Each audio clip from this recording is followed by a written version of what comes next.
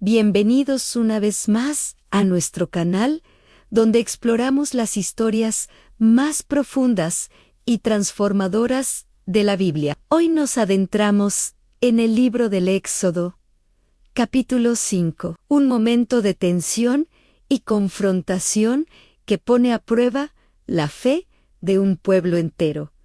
Acompáñenme en este viaje. Después de recibir el llamado de Dios, Moisés y Aarón se presentan valientemente ante el faraón, el hombre más poderoso de la tierra. Con la autoridad divina, le entregan el mensaje del Señor. El Dios de Israel deja ir a mi pueblo al desierto para que haga allí una fiesta en mi honor. Imaginen la escena: dos hombres, representantes de un pueblo esclavo, desafiando a un monarca que se consideraba un dios viviente. La respuesta del faraón es inmediata y llena de desdén. ¿Y quién es el Señor para que yo le obedezca y deje ir a los israelitas? Ni conozco al Señor, ni tampoco voy a dejar ir a los israelitas. Con estas palabras, el faraón no solo rechaza la petición, sino que desafía al Dios Todopoderoso. Para él, el Dios de los hebreos es una deidad insignificante, irrelevante ante su propio poder y panteón egipcio. Este es el primer choque directo entre la voluntad de Dios y la soberbia humana. Moisés y Aarón, sin dejarse intimidar, insisten con una advertencia velada. Explican que el Dios de los hebreos ha salido a su encuentro y que necesitan ir a una distancia de 3 días de camino para ofrecerle sacrificios. Le advierten al faraón que si no lo hacen, podrían enfrentar consecuencias terribles, como una peste o la guerra. No están pidiendo un favor, sino cumpliendo una orden divina para evitar una calamidad sobre su propio pueblo. Pero el faraón interpreta su petición como una simple excusa para la pereza. Les dice Aarón: ¿por qué distraen a la gente de su trabajo? Vayan a seguir trabajando. Ve la devoción religiosa como una pérdida de tiempo y productividad. A sus ojos, los israelitas son simplemente una fuerza laboral que debe ser explotada al máximo. Y añade, con ironía, que ahora que hay tantos israelitas, es impensable que dejen de trabajar.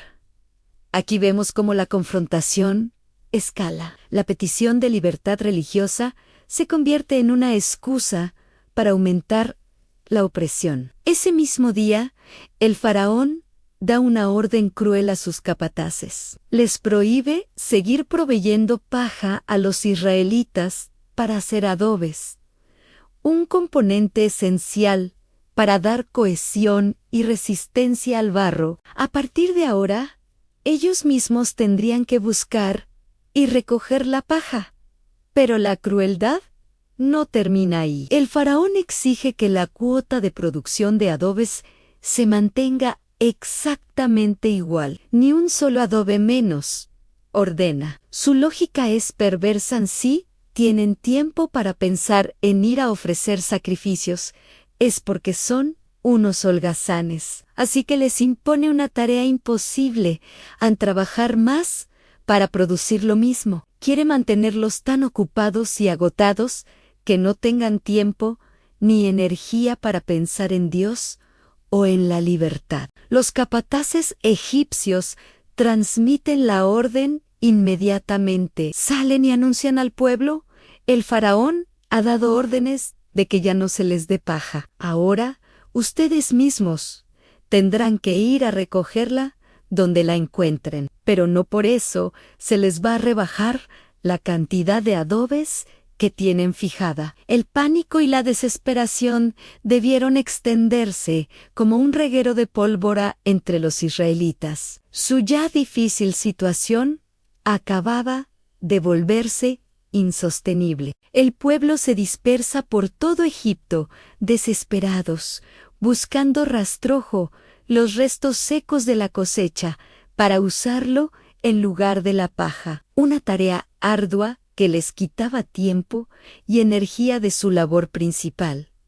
Pero los capataces no tenían piedad. Día tras día exigían la misma cantidad de adobes, y cuando los jefes de grupo israelitas, los supervisores de su propio pueblo, no podían cumplir la cuota, eran golpeados brutalmente. La humillación era doble. No solo sufrían físicamente, sino que también eran castigados por una falla que no era suya. Los capataces les gritaban: ¿cómo es que ni ayer, ni hoy, completaron ustedes la misma cantidad de adobes que antes hacían? A la presión era insoportable. La intervención de Moisés, que debía traer liberación, había resultado en una opresión aún más severa. Desesperados, los jefes de grupo israelitas deciden apelar directamente al faraón. Van ante él y se quejan,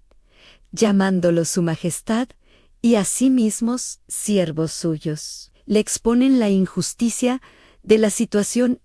Ya no se nos da paja, y sin embargo se nos exige que hagamos adobes, y además se nos golpea. La culpa es de la gente, de su majestad. Intentan razonar con él, apelar a un sentido de justicia, esperando que reconozca el error de sus subordinados. Pero el faraón no cede. Su corazón está endurecido. Repite su acusación: ustedes no son otra cosa que unos holgazanes. Por eso andan diciendo: vayamos a ofrecer sacrificios al Señor. Para él, la raíz del problema sigue siendo la pereza y la religión.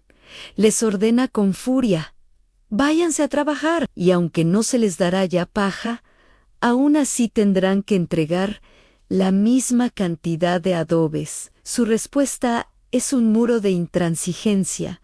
No hay lugar para la compasión ni la negociación. Los jefes de grupo israelitas salen de la presencia del faraón completamente abatidos. Se dan cuenta de que están atrapados en una situación sin salida. La orden de no reducir la producción diaria de adobes es una sentencia. Al salir, se encuentran con Moisés y Aarón, que los esperaban, seguramente con la esperanza de buenas noticias.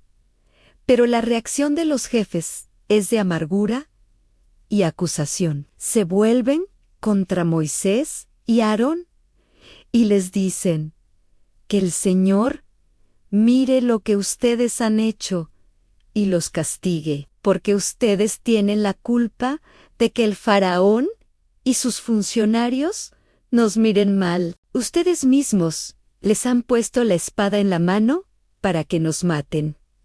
Es una acusación devastadora. Culpan a los libertadores de haber empeorado su situación, de haber provocado la ira del faraón y de haberlos puesto en peligro de muerte. Desde su perspectiva, la intervención divina ha sido un desastre. Imaginen el peso que cayó sobre los hombros de Moisés. Él había seguido las instrucciones de Dios, había hablado con valentía, y el resultado fue más sufrimiento para su pueblo. Ahora su propia gente se volvía en su contra, culpándolo y deseándole el castigo de Dios.